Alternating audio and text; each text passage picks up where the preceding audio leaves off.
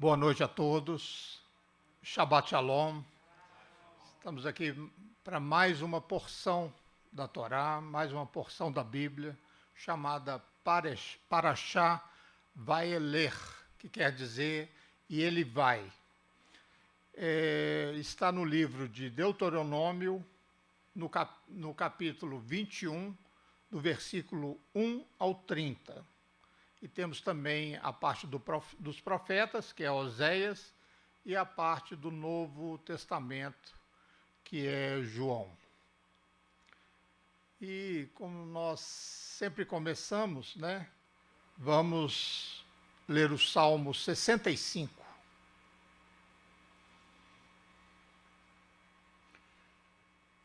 Salmo 65. Ao mestre de música, Salmo de Davi, um cântico. A ti, ó Deus, é dedicado todo o louvor.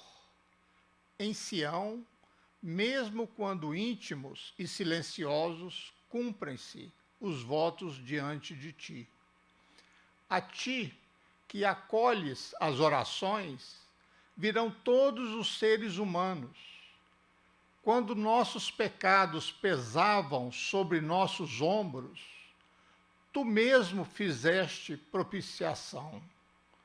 Bem-aventurados são todos aqueles que escolhes e trazes a ti para viverem da tua casa, do teu santo templo. Bem-aventurados são todos aqueles que escolhes e trazes a ti para viverem da tua casa, do teu santo templo. Tu nos respondes com tremendos feitos de justiça, ó Deus, nosso Salvador, que sustentas a terra até seus confins e os mares até os mais longínquos e profundos. Tu que formaste as montanhas pela tua força criativa por meio do teu infinito poder. Tu que acalmas o rugido dos oceanos, o bramido das ondas dos mares e o tumulto dos povos das nações. Temor por teus portentosos feitos despertas nos habitantes das terras longínquas, e júbilo trazes aos habitantes dos países do Oriente e do Ocidente. Cuidaste da terra e a irrigaste, enriquecendo-a com cursos de água por ti abastecidos. Provê os grãos para alimento do ser humano, pois para isso a terra preparaste. Regas seus sulcos, fazes por seus canais correr água. Com as gotas da chuva, a fazes germinar, a sua flora abençoam. Com tua bondade a cobres por todo o ano, e a abundância extravasa de tuas veredas. Pastagens brotam nos desertos e de júbilo se cingem as colinas. As campinas se revestem de rebanhos. Os vales se vestem de trigais viçosos e ecoam vozes uníssonas em jubilosos cânticos de louvor a ti. Amém. Fazer um pequeno resumo, dessa porção, que essa Parashá, ela se inicia com Moisés caminhando pelo acampamento do seu povo, o povo israelita, no último dia da sua vida. E ele vai ali para se despedir do povo. Em seguida, Moisés ensina a eles o mandamento chamado em hebraico Hahel, que é a reunião de toda a nação, que ela deve estar ali a cada 7 anos para ouvir o rei ler algumas passagens da Torá. Deus dirige-se a Moisés e Yehoshua, que ali naquele momento está recebendo o manto da liderança, e eles estão na tenda da glória, e é ordenado a eles a copiar a Torá e continuar ensinando ao povo. E a porção conclui com a preocupação de Moisés de que o povo possa se desviar da palavra de Deus após a sua morte. E isso acarretaria punições a eles. Iniciando com Deuteronômio 31, 2, e disse-lhe: sou hoje da idade de 120 anos, já não posso sair e entrar. E o Eterno me disse: não passarás o Jordão.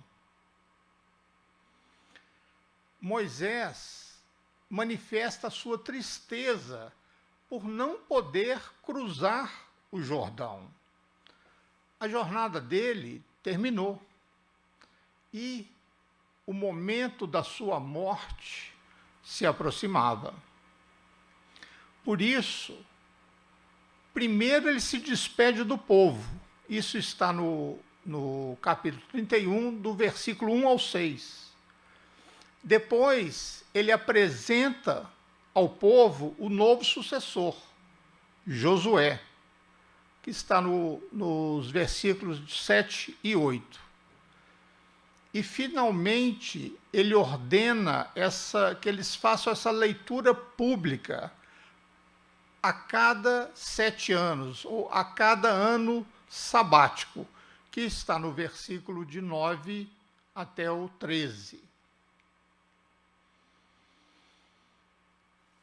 Deuteronômio 31, 3, a primeira parte diz o seguinte: o Eterno, teu Elohim, passa adiante de ti. Ele destruirá estas nações de diante de ti, e tu as possuirás. Segundo os descobrimentos arqueológicos feitos em Jericó, que data dos anos 1400 antes da era cristã, havia pragas na terra de Canaã que fizeram com que a população fosse toda dizimada.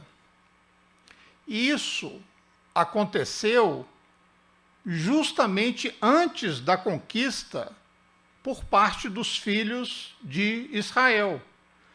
E assim nós vemos que o Eterno, o Senhor, ele passou adiante deles, destruindo grande parte da população das 7 nações.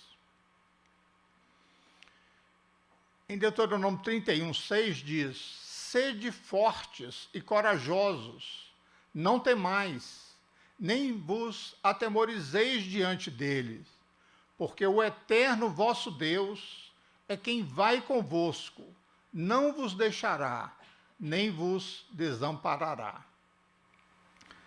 O medo, normalmente ele vai embora quando nós temos a certeza de que o Eterno está conosco. O Salmo 23a diz: ainda que eu andasse pelo vale da sombra da morte, não temeria mal algum, porque tu estás comigo. A firmeza é uma força interior que permite ao homem não desanimar, e essa firmeza ela é necessária para a gente poder cumprir os mandamentos exatamente nos momentos de adversidade.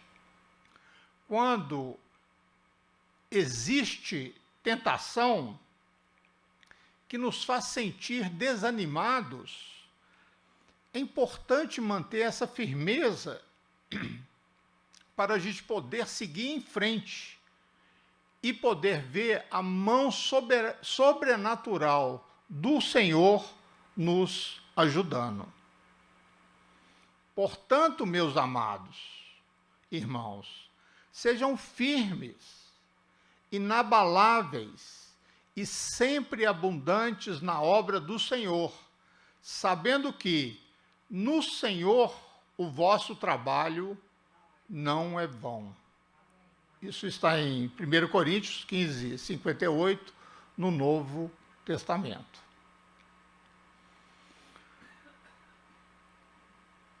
Firmeza, valentia, resistência, perseverança, constância, paciência e fidelidade são ingredientes indispensáveis num líder e num povo que cumpre os mandamentos do Senhor, pois nós vivemos num mundo cheio de oposição.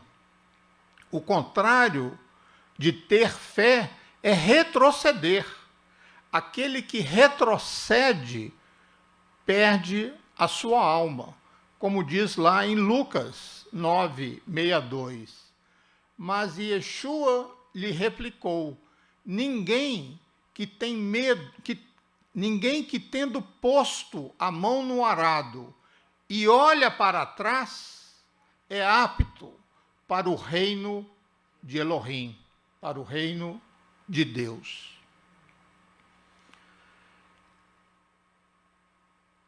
E também no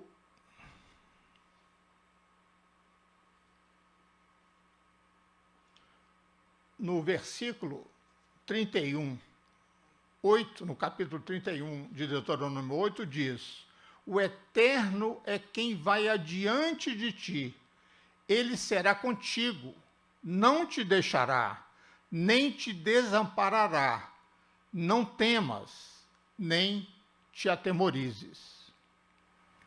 Josué, ele necessitava de ser motivado para que ele tivesse a plena convicção de que Deus estaria com ele nessa missão. Essa Torá escreveu-a Moisés e a deu aos sacerdotes, filhos de Levi, que levavam a arca da aliança do Eterno e a todos os anciãos de Israel. Um midrash, um comentário do Talmud, conta que Moisés escreveu 13 cópias da Torá, 12, uma para cada tribo, e a 13ª, que foi colocada na Arca da Aliança, para que, caso alguém falsificasse alguma dessas cópias, uma permaneceria intacta. E isso também nos ensina que a Torá, ela foi entregue a todas as tribos, para que ninguém pensasse que somente a tribo de Levi deveria cumprir a Torá. E a Torá, ela não foi dada para ser guardada na arca, mas sim para ser lida por todos nós e aplicada na nossa vida diária. Os sacerdotes são os que têm a maior responsabilidade de guardar e de ensinar a Torá ao povo. Mas os anciões, eles também assumem papéis de conselheiros e transmissores da cultura local, além de assumirem funções judiciais e também alguns rituais. Aqueles que mantiveram a Torá ao longo dos séculos, muitas vezes ensinaram vários preceitos que não se encontram na Torá. Por isso, nós temos a responsabilidade de levar a verdade da Torá a todos.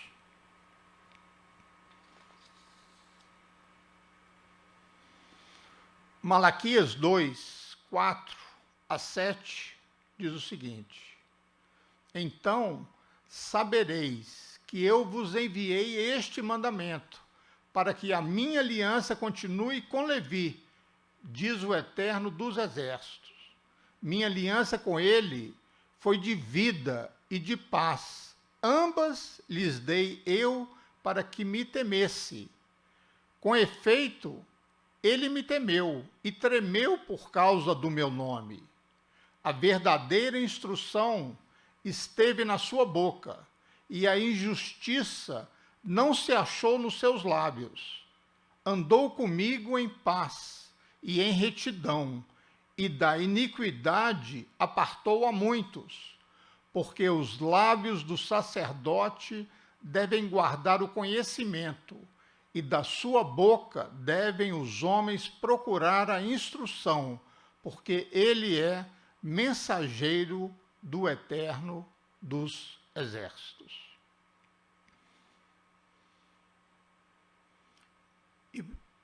E Deuteronômio 31 diz o seguinte: ordenou-lhes Moisés, dizendo: ao fim de cada 7 anos, precisamente no ano da remissão, na festa dos tabernáculos, festa de Sucot, quando todo o Israel vier a comparecer perante o Eterno, teu Deus, no lugar que este escolher, lerás esta lei diante de todo o Israel. O Talmud diz que não se lia o livro todo, mas sim algumas partes.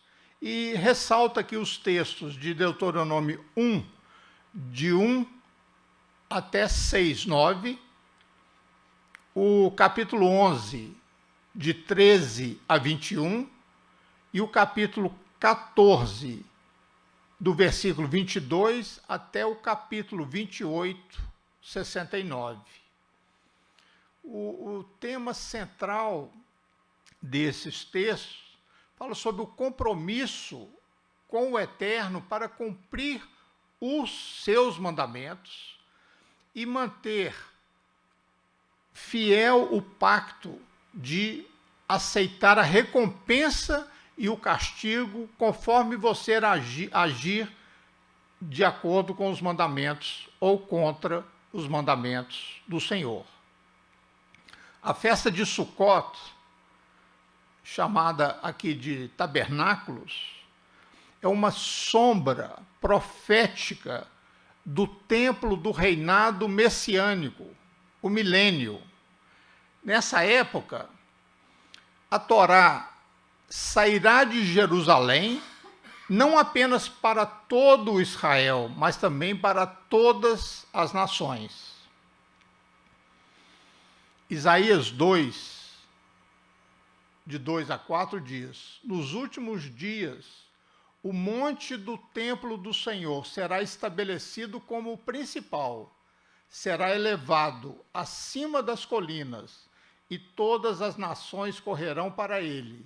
Muitos povos virão exclamando: vinde, subamos ao monte do Senhor, à casa de Deus de Jacó, para que ele nos instrua a respeito dos seus caminhos, e assim andemos nas suas veredas. Com efeito, de Sião sairá a Torá, a lei, e de Jerusalém virá a palavra do Eterno. Ele julgará entre as nações e solverá as contendas de muitos povos, e estes converterão suas espadas em lâminas de arado, e as suas lanças em foices. Uma nação não mais levantará sua espada contra outra nação, nem será necessário que se preparem para batalhas. Estes ensinamentos da Torá serão dados aos líderes de todas as nações na festa de Sucot, festa tabernáculos, quando serão convocados todos a estarem em Jerusalém, ano após ano, como diz Zacarias. Todos os que restarem de todas as nações que vieram contra Jerusalém subirão de ano em ano para adorar o Rei, o Eterno dos Exércitos, e para celebrar a festa dos tabernáculos. Se alguma das famílias da terra não subir a Jerusalém para adorar o Rei, o Eterno dos Exércitos, não virá sobre ele a chuva. Aqui, essa chuva, ela se refere tanto à chuva física, mas também de uma forma alegórica. A chuva, ela também simboliza a Torá, como está escrito lá em Deuteronômio 32, 2. Durante essa festa dos tabernáculos, a festa de Sucot, o Messias fará um seminário da Torá para todo o Israel e para também todos os governantes gentios. Não será tudo muito diferente do que se vê hoje em dia, quando os maiores líderes políticos do mundo se reúnem para tentar pôr em ordem o mundo e resolver todos os seus problemas sem se submeterem ao Deus de Israel e sem se submeterem à palavra desse Deus de Israel. Até que o Messias restabeleça a Torá entre as nações, não haverá paz no mundo. Reúnam todo o povo, homens, mulheres, crianças e os estrangeiros que moram nas cidades onde vocês vivem, para que ouçam a leitura, aprendam a Torá, temam ao Eterno nosso Deus e obedeçam fielmente a tudo que a lei manda. Daqui a gente aprende que temos que instruir em todos os mandamentos da Torá, sem discriminar criança, mulheres ou qualquer outro tipo de discriminação. Os estrangeiros citados que devem comparecer são aqueles que adotam a fé israelita e passam a serem membros com pleno direito dentro da nação de Israel, vivendo como um israelita natural. Ele tem os mesmos direitos e também as mesmas obrigações que os outros têm, os naturais têm, em relação à Torá. Para que seus filhos, que não a souberam, ouçam e aprendam a temer o Eterno vosso Deus, todos os dias que viverdes sobre a terra, a qual ides, passando o Jordão para a possuir. O temor do Senhor é um dos ingredientes mais importantes na nossa relação com o próprio Deus. E esse temor, ele é produzido através do estudo e da leitura da Torá. E disse o Eterno a Moisés: eis que os teus dias são chegados para que morras. Chama Josué e ponde-vos na tenda da congregação, para que eu lhe dê ordem. Assim foi Moisés e Josué, e se puseram na tenda da congregação. Então, o Eterno apareceu na tenda, na coluna de nuvem, e a coluna de nuvem estava sobre a porta da tenda. E disse Deus a Moisés: Eis que dormirás com teus pais, e este povo se levantará e se prostituirá, indo após os deuses dos estranhos da terra, para o meio dos quais vai, e me deixará, e anulará o meu concerto que tenho feito com ele.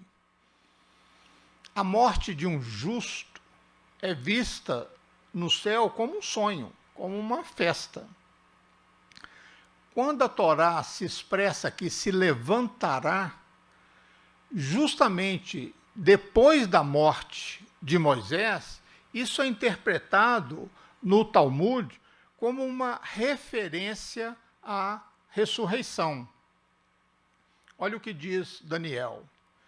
E muitos dos que dormem no pó da terra ressuscitarão, uns para a vida eterna e outros para a vergonha e desprezo eterno.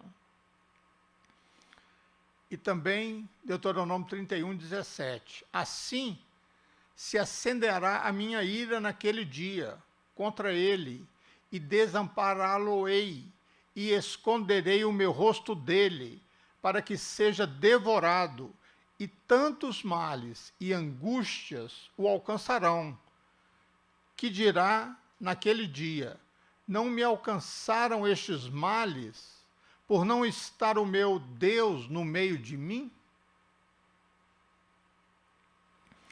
Isso se refere ao exílio babilônico. Esconderei, pois, totalmente o meu rosto naquele dia, por todo o mal que tiver feito, por se haver tornado a outros deuses. O Senhor, ele esconde o seu rosto devido à corrupção do homem e da terra que fica contaminada com essa corrupção.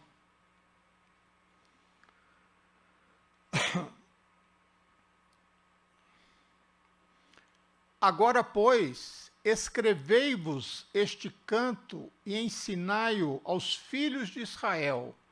Ponde-o na sua boca, para que esse cântico me seja por testemunha contra os filhos de Israel. Esse cântico, ele foi escrito como um testemunho contra os filhos de Israel, para ensinar a eles a gravidade da apostasia e também da idolatria.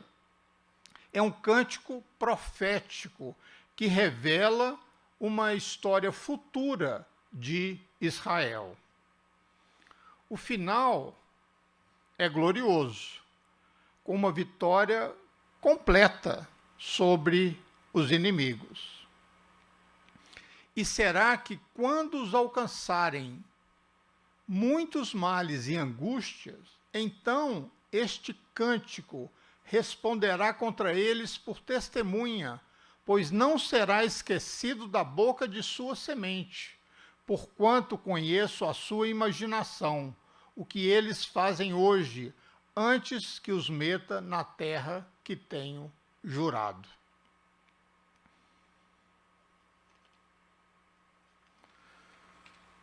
Rashi, o rabino Rashi, ele interpreta essa palavra em referência a toda a Torá, e não apenas ao cântico de Moisés. Segundo ele, a Torá ela não seria completamente esquecida pela descendência de Israel. Logo depois que Moisés terminou de escrever em um livro as palavras dessa Torá, lei, do início ao fim, ele transmitiu essa ordem aos levitas, que transportava a arca da aliança de Deus. Tomai esse livro da Torá, da lei, e colocai-a ao lado da arca da aliança de Deus, onde deverá permanecer como testemunha contra ti. Isso nos ensina que Moisés, e não outro, escreveu todo o texto dos 5 livros da Torá, chamado Pentateuco. Tomai esse livro da Torá, ponde-o ao lado da arca do concerto de Deus, para que ali esteja por testemunha contra ti. A Torá, ela funciona como um testemunho contra o povo, pois lá está clara a instrução que o povo tem que atentar para ela e saber das consequências que eles sofreriam caso negligenciassem a essa instrução. Não passarás o Jordão, Josué passará adiante de ti. Tanto Moisés como Josué são sombras proféticas do Messias Yeshua. A morte de Moisés e a sucessão de Josué são uma figura da morte e ressurreição do Messias, como diz lá em 1 Coríntios. Porque assim como todos morrem em Adão, assim também todos serão vivificados no Messias. O primeiro homem da terra é terreno, o segundo homem, o Senhor, é do céu. Qual o terreno, tais são também os terrenos, e qual o celestial, tais também os celestiais. E assim como trouxemos a imagem do terreno, assim traremos também a imagem do celestial. E agora digo isto, irmãos, que carne e sangue não pode herdar o reino de Deus, nem a corrupção herda a incorrupção. Josué, que tem o mesmo nome do Messias, né, Yeshua, é quem introduzirá as 12 tribos de Israel na terra prometida. Esse também é um trabalho do Messias Yeshua, de introduzir todas as tribos de Israel na terra e nas promessas dos patriarcas.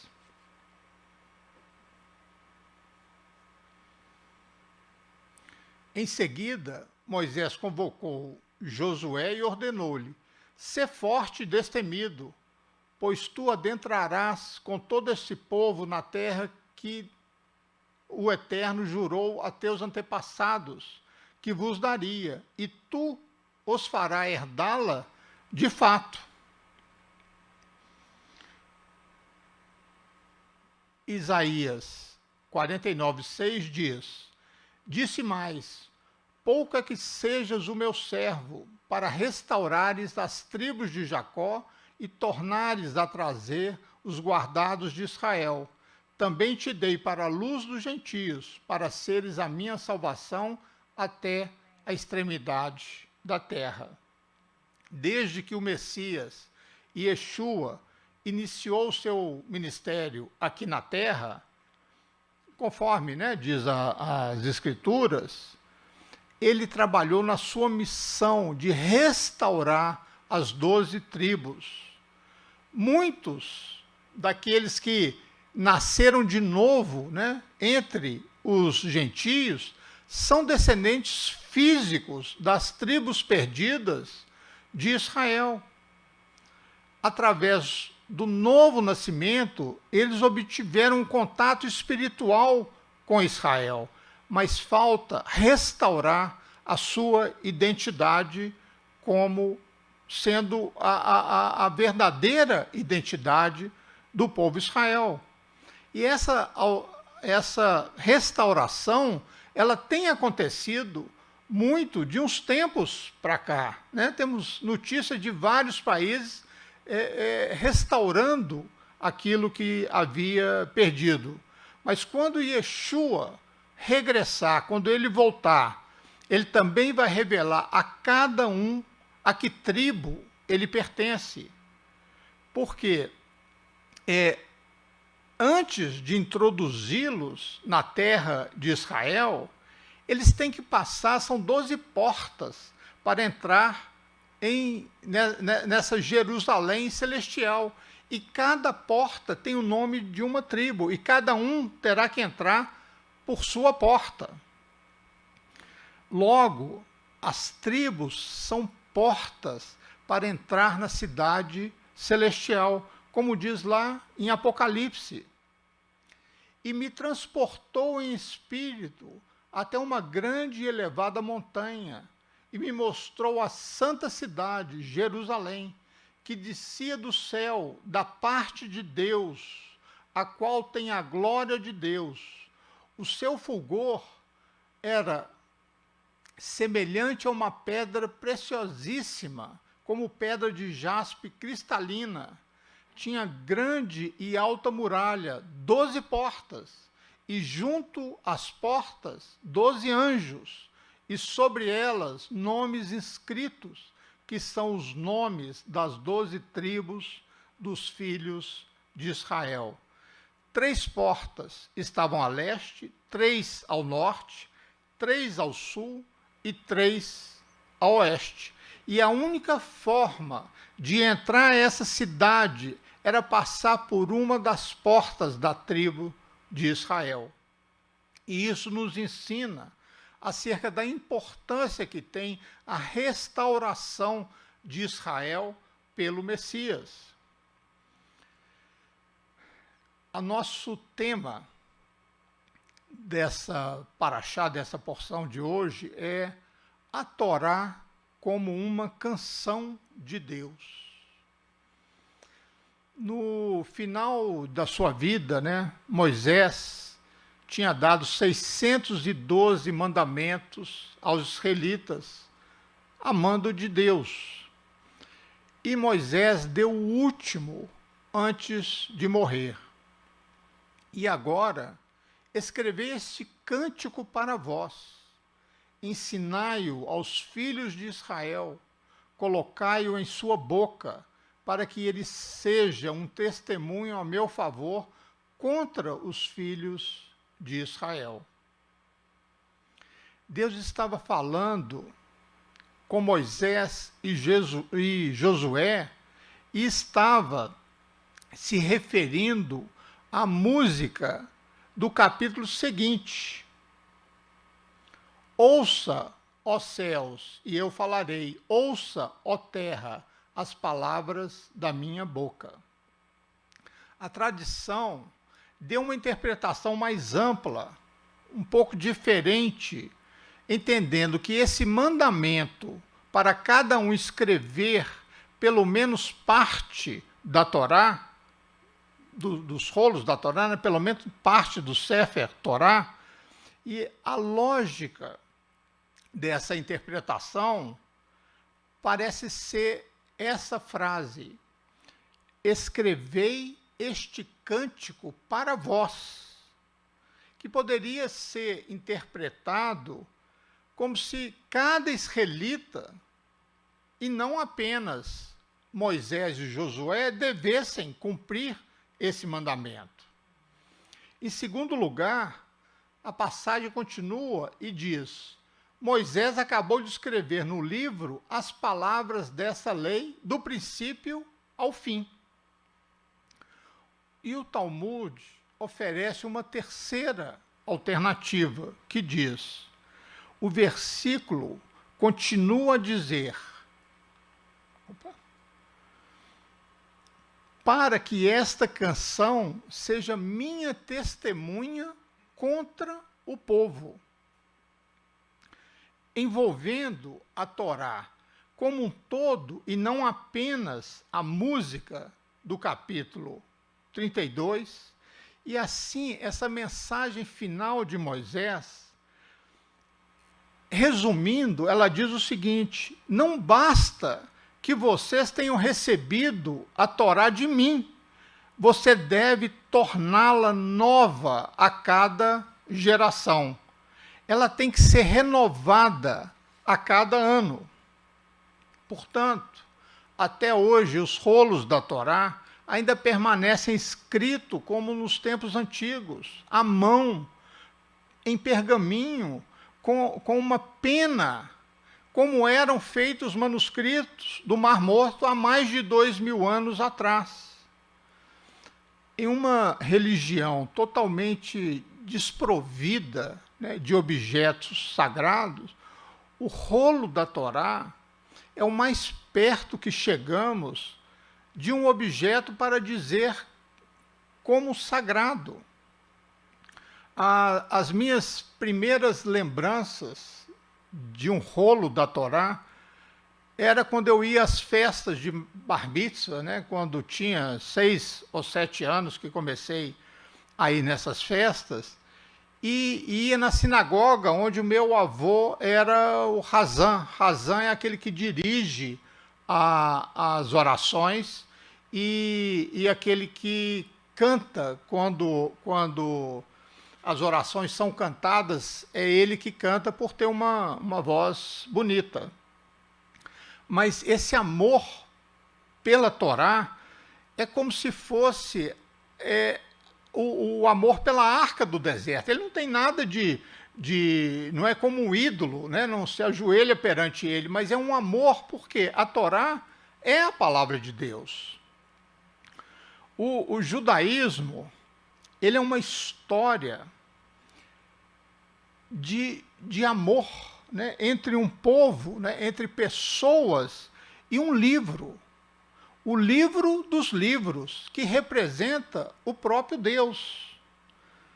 Nós devemos atentar para o mandamento da gente se referir a toda a Torá e não apenas um capítulo.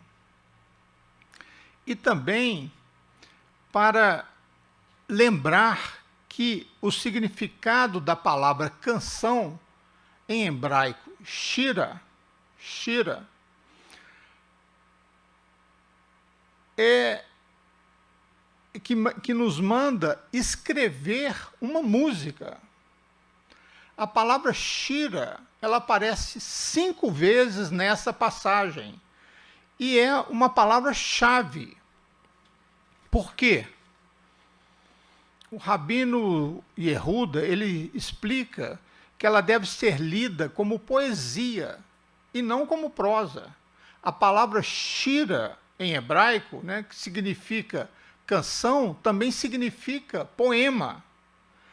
A maioria da Torá, ela é escrita em prosa, mas o Rabino argumentou que uma das características da poesia é que, primeiro, a poesia não é algo explícito, né? Existem ensinamentos profundos, desconhecidos, que não está explícito de uma forma clara. Segundo, a poesia, ela dá dicas, ela dá significados mais profundos do que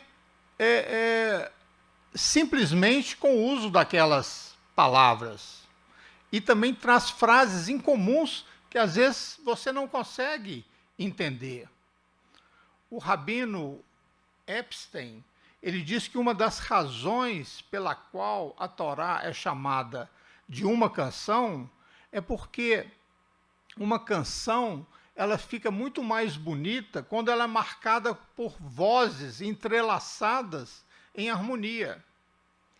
Os 613 mandamentos, eles não são simplesmente sobre a Torá, mas sobre o dever de fazer a Torá passar de geração a geração. E ela não pode ser transmitida apenas como uma história, apenas como uma lei. Devemos falar dela afetivamente, emocionalmente. O judaísmo é uma religião de palavras, mas sempre que a linguagem toca algo espiritual, ela começa a cantar em vez de ler a Torá. Ela começa com um cântico, como se as próprias palavras buscassem escapar dos limites terrenos. Há algo na melodia que sugere uma realidade muito além do nosso entendimento, algo muito mais profundo. As palavras são a linguagem da mente, já a música é a linguagem da alma. Os 613 mandamentos, que diz para tornar a Torá nova a cada geração, simboliza que, embora a Torá tenha sido dada a nós apenas uma vez, ela deve ser recebida por nós muitas vezes, através do nosso estudo, através da nossa prática, através de nos esforçarmos para recapturar a voz que houve lá no Monte Sinai. Isso requer de nós estar no espírito e não apenas no intelecto. Significa tratar a Torá não apenas como palavras lidas, mas também como uma melodia cantada. A Torá é a letra de Deus e nós somos o seu coro, os seus intérpretes, a sua sinfonia, o seu coral.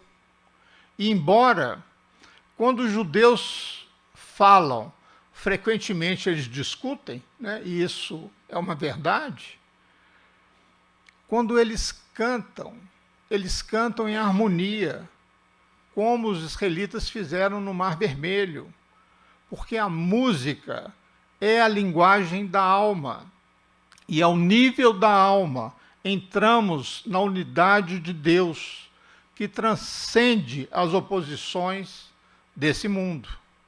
A Torá é a canção de Deus, e nós, coletivamente, somos seus cantores. Shabbat Shalom.